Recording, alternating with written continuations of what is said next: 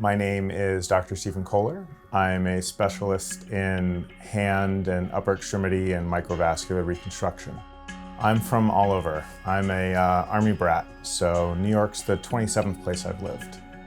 So like most orthopedic surgeons, we've had exposure to the medical field in our own lives.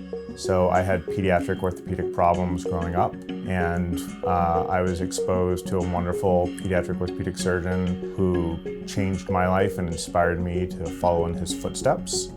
And so that's what introduced me to medicine and inspired me to become a physician as well. Following those footsteps, I became interested in not just orthopedic surgery, but also having a subspecialization where I work with children as well.